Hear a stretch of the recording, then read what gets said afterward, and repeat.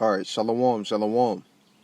First and foremost, I want to say, Kol Halayim La, Yahweh, Bahashim, Yahweh Shai, Bahashim, Rakakwadash.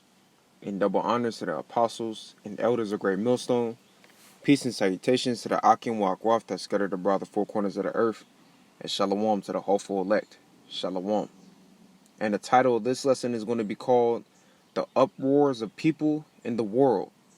And, as you just saw, you saw a video of rioting in the mall called Jabulani in South Africa, for the lack of bread and resources, And I saw this video, this same video that I just played, from another brother that just posted the video itself on the page. So I thought of to make a lesson out of it, But not only that, there's also a protest going on in Cuba, for the same exact reason. Yeah, for the same exact reason, Salakia.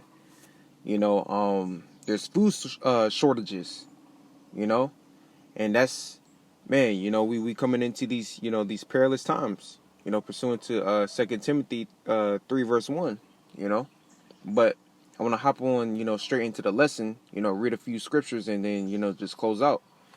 But the first precept that I got in line that I want to read first is Isaiah chapter 34, verse 16. And it says, "Seek ye out of the book of the Lord, Yahweh Bahashim Yahushai, and read, no one of these shall fail, none shall want her mate, for my mouth it hath commanded, and his spirit it hath gathered them." So, there's no other book in the world that can mate with the Holy Scriptures, due to the main reason, which is prophecy, man. And, the point that I wanted to get out this verse right here where it says, no one of these shall fail. Go read Isaiah 55 and 11. Matter of fact, I'll just go ahead and read it.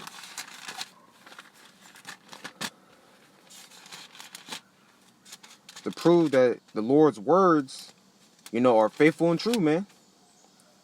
So this is Isaiah 55 and verse 11. "So shall my word be that goeth forth out of my mouth, it shall not return unto me void, but it shall accomplish that which I please, and it shall prosper in the thing whereto I sent it."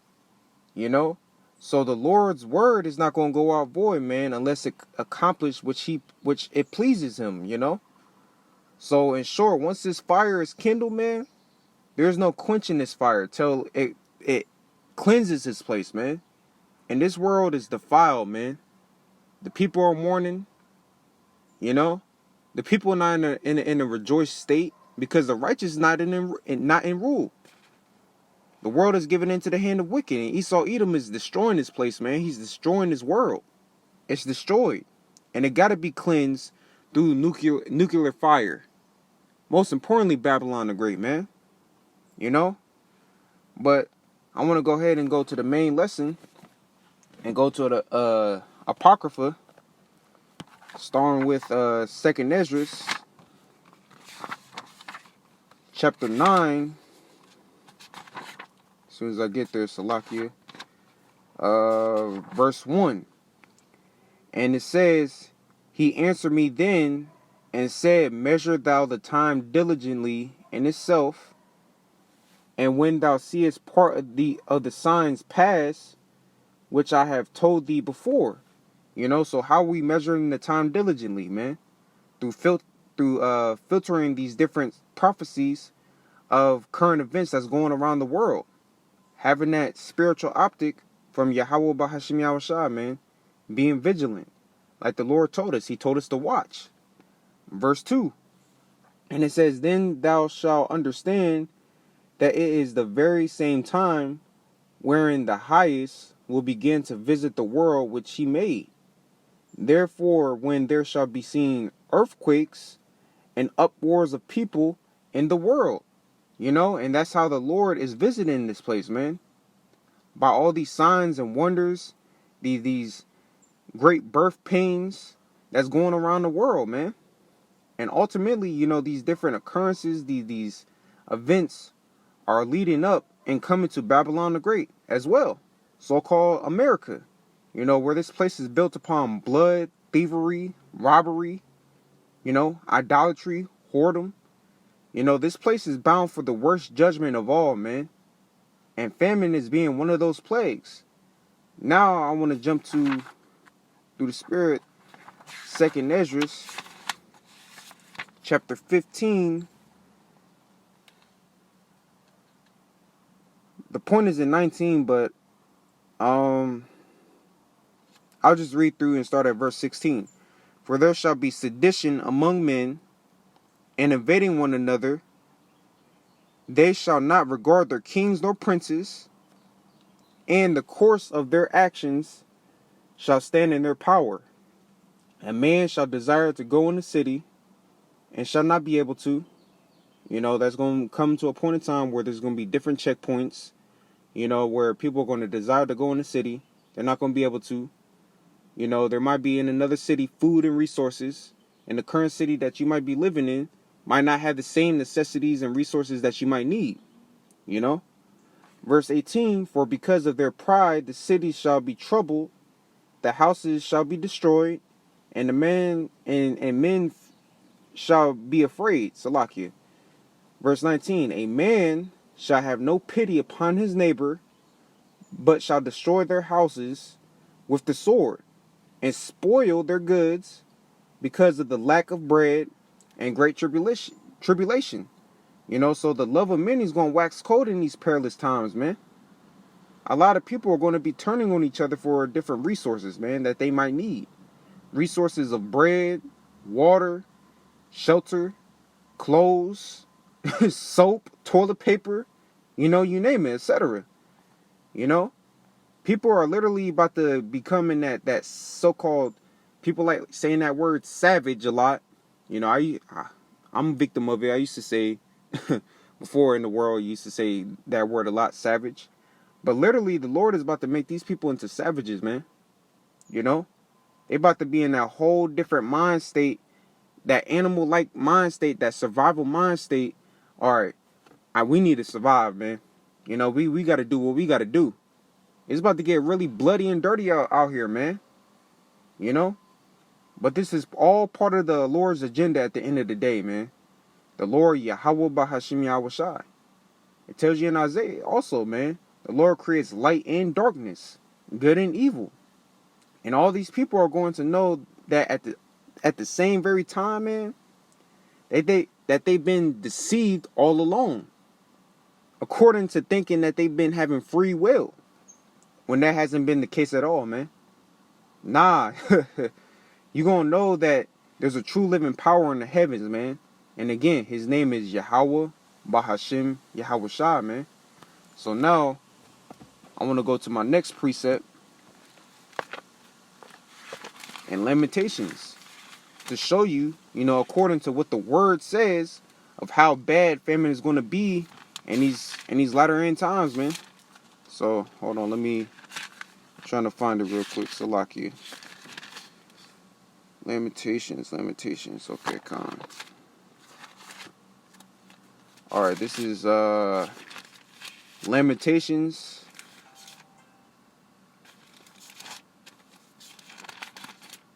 Chapter 4. Starting at verse 9. They that be slain with the sword are better than they that be slain with hunger. For these pine away, stricken through for want of the fruits of the field. You know? So it says it's better to be slain with the sword than to perish with hunger, man. I don't know about you, Akim wa Akwathia, man. But every time I read this precept, man, every time, you know, I'd be like, like through the spirit anyway, man, I'd be like, damn, man. You know, Salakia for my French. You know, but it gives me goosebumps every time I read this precept, man. And that's how bad it's going to be in these times, man. People are going to be moaning and groaning and howling in the streets. Don't even forget to mention about the part about cannibalism, man. You know? These are some times that are coming ahead. And it tells you in Jeremiah 30:7. It tells you in Daniel 12:1. It tells you in many more precepts, man, etc. You know, welcome to Dark Sayings 101. You know, that's the bitter part of this truth that you have to grasp. You can't be offended by this word because the Lord said these things were going to happen. You know? But before I get to my next precept, I might as well read, Jeremiah 30:7. Because that's the time that we're heading into, Jacob's trouble. And pretty soon, like I mentioned earlier in the lesson, man, that Jacob's trouble is going to be heading to Babylon the Great, man. America. You know? This is Jeremiah chapter 30, verse 7. Alas, for that day is great, so that none is like it. It is even the time of Jacob's trouble, but he shall be saved out of it. It clearly says it's going to be a time that has never been before, man. Jacob's trouble. This is about to be the this time is going to be so great, man. It's going to far surpass the first Exodus. It's going to far surpass the first Exodus, man, of the different wonders that the Lord is about to do, man, throughout this book. That's why this book is called Lamentations, Mourning, and Woe. It don't say that for no reason, man. It don't say that for no reason. But it says, but he shall be saved out of it. Talking about the Israelites, the 12 tribes of Jacob, the elect men from the Negroes, Latinos, and Native Americans. You know, and with that, I want to end it with this precept right here to show that only the Lord's men is going to be saved out of it, man. And this is Isaiah chapter 65, verse 12. And it says, therefore will I number you to the sword, and ye shall all bow down to the slaughter. Because when I called, ye did not answer. When I spake, ye did not hear. But did evil before mine eyes, and did choose that wherein I delighted not. You know? So our people, man, that's not taking heed to this beautiful song, man. They love the harpers, the music that Esau Edom is playing, man, in this world, man. That's full of idolatry. That's full of adultery. That's full of, different abominations, man. That whole Babylonian philosophy of just trying to live, doing whatever the hell you want to do. You know? They didn't want to take heed to this message. They didn't want to take heed. I'm trying to read where it says, yeah, the Lord called. He's calling right now. He's reaching his hand out right now. But our people did not answer. The ones that the majority of our people, 2/3, that's going to be cut off and die, man. They're not taking heed to this message. They friends of the world, like it says in James 4:4. You can go ahead and read in Proverbs 1. Proverbs 1 goes into a lot of what our people love to do, man. They love simplicity. They love this world, man. But like it also says in Proverbs chapter 1, when your desolation cometh, your destruction cometh, the Lord is going to mock and laugh at you, man. And that's not a good feeling to be in, man, because the Lord is going to be the one to get the last laugh in anything. But this is verse 13, and it says, therefore thus saith the Lord power, behold, my servants shall eat, but ye shall be hungry. Behold, my servants shall drink, but ye shall be thirsty. Behold, my servants shall rejoice, but ye shall be ashamed. Behold, my servants shall sing for joy of heart, but ye shall cry for sorrow of heart, and shall howl for vexation of spirit, man. So who are the Lord's servants? It tells you in Amos 3:7, his servants, the prophets, man. They're going to be the ones that's going to be able to eat and drink. But ultimately, you're going to be hungry. Your laughter will be turned into mourning. But the Lord's elect, his servants, their mournings are going to turn into laughter. The elect men are going to have that stability in them upcoming times, while everybody else is going to be bugging the hell out, man. They ain't going to know what to do.